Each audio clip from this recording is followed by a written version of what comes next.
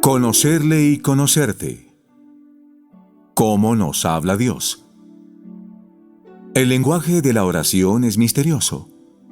No podemos controlarlo, pero poco a poco experimentamos que cambia nuestro corazón. Territorio de Perea, al este del Jordán, en la actual Jordania. En la cima de una colina elevada 1100 metros sobre el Mar Muerto, se yergue imponente la fortaleza de Maqueronte. Allí Herodes Antipas ha encarcelado a Juan el Bautista. La mazmorra fría y húmeda se encuentra excavada en la roca. Todo está oscuro. Reina el silencio. Un pensamiento atormenta a Juan. El tiempo pasa y Jesús no se manifiesta con la claridad que él esperaba. Ha tenido noticia de sus obras, pero no parece hablar de sí mismo como el Mesías. Y cuando le preguntan directamente, calla. ¿Es posible que Juan se haya equivocado? Pero él lo vio claramente. Vio al Espíritu bajar del cielo como una paloma y permanecer sobre él. De manera que, intranquilo, manda a unos discípulos para que pregunten al Maestro, ¿eres tú el que ha de venir? ¿O esperamos a otro? Jesús responde de una forma inesperada. En lugar de dar una contestación directa, dirige la atención hacia sus obras. Los ciegos ven y los cojos andan. Los leprosos quedan limpios y los sordos oyen. Los muertos resucitan y a los pobres se les anuncia el Evangelio. Una respuesta un poco incierta, pero suficientemente clara para quien conozca los signos que las antiguas profecías de la Sagrada Escritura habían anunciado como propios del Mesías y de su reino. Revivirán tus muertos, mis cadáveres se levantarán. O entonces se abrirán los ojos de los ciegos y se destaparán los oídos de los sordos. Por eso el Señor, animando a Juan a confiar, concluye, y bienaventurado el que no se escandalice de mí. En esta escena podemos reconocer la situación del hombre que, de manera similar a Juan, cree no escuchar a Dios en la oración. Es entonces cuando Jesús invita a cambiar de perspectiva, abandonando la búsqueda de certezas humanas y entrar en ese misterioso juego en el que el Señor habla a través de sus obras y de la Sagrada Escritura. En aquellas palabras finales, bienaventurado el que no se escandalice de mí, descubrimos una llamada a perseverar con fe en la oración, aunque a veces Dios no nos responda como esperamos.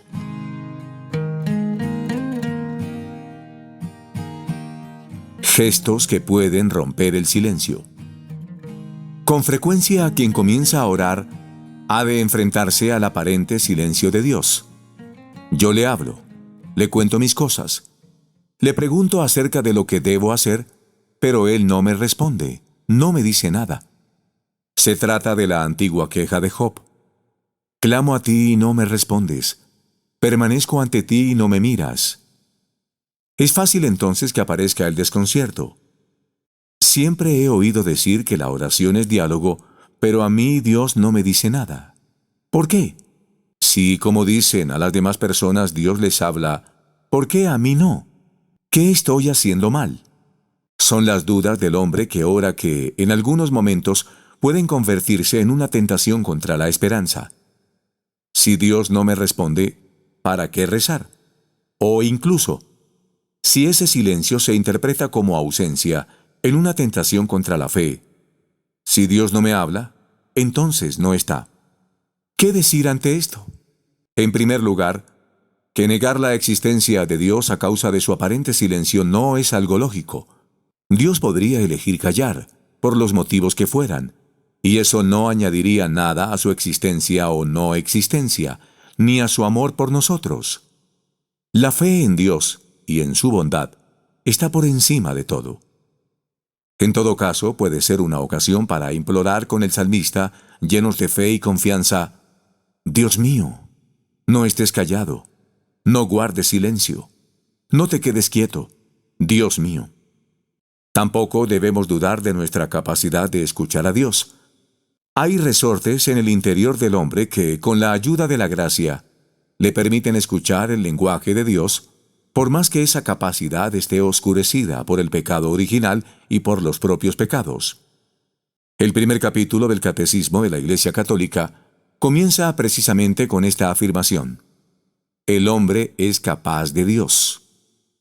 San Juan Pablo II lo explicaba así: el hombre, como dice la tradición del pensamiento cristiano, es capax Dei, capaz de conocer a Dios y de acoger el don de sí mismo que Él le hace. En efecto, creado a imagen y semejanza de Dios, está capacitado para vivir una relación personal con Él. Relación personal que toma la forma de un diálogo hecho de palabras y gestos, y a veces solo de gestos, como sucede también en el amor humano. Así, por ejemplo, del mismo modo que entre dos personas un cruce de miradas puede constituir un silencioso diálogo, hay miradas que hablan. La conversación confiada del hombre con Dios puede tomar también esa forma, la de un mirar a Dios y sentirse mirado por Él. Como aquella mirada de Jesús a Juan, que decidió para siempre el rumbo de la vida del discípulo. Dice el Catecismo que la contemplación es mirada de fe.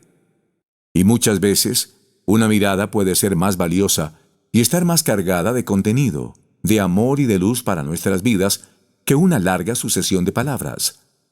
San José María, precisamente hablando de la alegría que genera una vida contemplativa, afirmaba que el alma rompe otra vez a cantar con cantar nuevo, porque se siente y se sabe también mirada amorosamente por Dios a todas horas.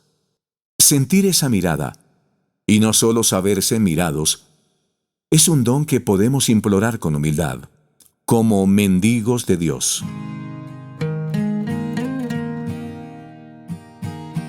Jamás habló así hombre alguno.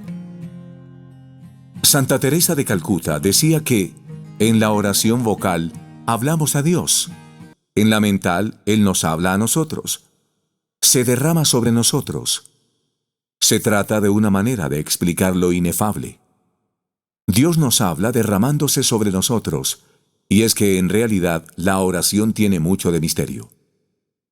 Este encuentro misterioso entre Dios y la persona que ora tiene lugar de muchas maneras, pero algunas de ellas no son evidentes a primera vista, totalmente comprensibles o fácilmente constatables. El mismo Catecismo de la Iglesia nos lo advierte. Tenemos que hacer frente a la mentalidad de este mundo que nos invaden si no estamos vigilantes. Por ejemplo, lo verdadero sería solo aquello que se puede verificar por la razón y la ciencia. Ahora bien, orar es un misterio que desborda nuestra conciencia y nuestro inconsciente. Como Juan Bautista, muchas veces ansiamos una evidencia que no siempre es posible en el terreno de lo sobrenatural. El modo en el que Dios habla al alma nos excede. No podemos comprenderlo del todo.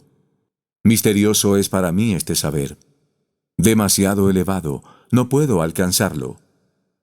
En efecto, nuestro alfabeto no es el alfabeto de Dios. Nuestro idioma no es su idioma. Nuestras palabras no son sus palabras. Cuando Dios habla no necesita hacer vibrar cuerdas vocales, y el lugar donde se le escucha no es el oído, sino el punto más recóndito y misterioso de nuestro ser, que unas veces llamamos corazón y otras veces conciencia. Dios habla con la realidad que Él es y a la realidad que nosotros somos, del mismo modo que una estrella no se relaciona con otra estrella con palabras, sino con la fuerza de la gravedad. Dios no necesita hablarnos con palabras, aunque también pueda hacerlo. Le basta con sus obras y con la secreta acción del Espíritu Santo en nuestras almas, moviendo nuestro corazón, inclinando nuestra sensibilidad o iluminando nuestra mente para atraernos dulcemente hacia sí. Puede que, en un primer momento, no seamos ni siquiera conscientes de ello. Pero el paso del tiempo nos ayudará a distinguir esos efectos suyos en nosotros. Quizás nos habremos hecho más pacientes o más comprensivos, o trabajaremos mejor, o valoraremos más la amistad. En definitiva, amaremos cada vez más a Dios. Por eso, al hablar de la oración, el Catecismo de la Iglesia señala que la transformación del corazón es la primera respuesta a nuestra petición. Una transformación generalmente lenta y paulatina, a veces imperceptible, pero totalmente cierta, que hemos de aprender a reconocer y a agradecer. Así lo hacía San José María, el 7 de agosto de 1931. Hoy celebra esta diócesis la fiesta de la transfiguración de nuestro Señor Jesucristo. Al encomendar mis intenciones en la Santa Misa, me di cuenta del cambio interior que ha hecho Dios en mí durante estos años de residencia en la ex corte. Y eso a pesar de mí mismo. Sin mi cooperación, puedo decir. Creo que renové el propósito de dirigir mi vida entera al cumplimiento de la voluntad divina. Ese cambio interior, reconocido en la oración, es un modo en el que habla a Dios. ¿Y qué modo? Entonces se entiende aquello que los alguaciles del templo dijeron de Jesús. Jamás habló así hombre alguno. Dios habla como nadie más puede hacerlo, cambiando el corazón. La palabra de Dios es eficaz, nos cambia. Su acción en el alma nos supera. Así lo dice el mismo Yahvé por boca de Isaías. Tan elevados como son los cielos sobre la tierra, así son mis caminos sobre vuestros caminos, y mis pensamientos sobre vuestros pensamientos. Como la lluvia y la nieve descienden de los cielos y no vuelven allá, sino que riegan la tierra, la fecundan, la hacen germinar, y dan simiente al sembrador y pan a quien ha de comer, así será la palabra que sale de mi boca. No volverá a mí de vacío, sino que hará lo que yo quiero. Esta eficacia misteriosa nos invita también a la humildad, que es una disposición necesaria para recibir gratuitamente el don de la oración, porque nos ayuda a confiar y a abrirnos a la acción de Dios. La tremenda libertad de Dios. Dios habla cuando quiere. No podemos poner raíles al Espíritu Santo. No está en nuestra mano dirigir su acción en nuestras almas. En una ocasión, San José María señalaba que Jesucristo, presente en el sagrario, es un Señor que habla cuando quiere, cuando menos se espera, y dice cosas concretas. Después calla, porque desea la respuesta de nuestra fe y de nuestra lealtad. En efecto, se entra en oración no por la puerta del sentimiento, ver, oír, sentir, sino por la puerta estrecha de la fe, manifestada en el cuidado y la perseverancia que ponemos en nuestros ratos de oración.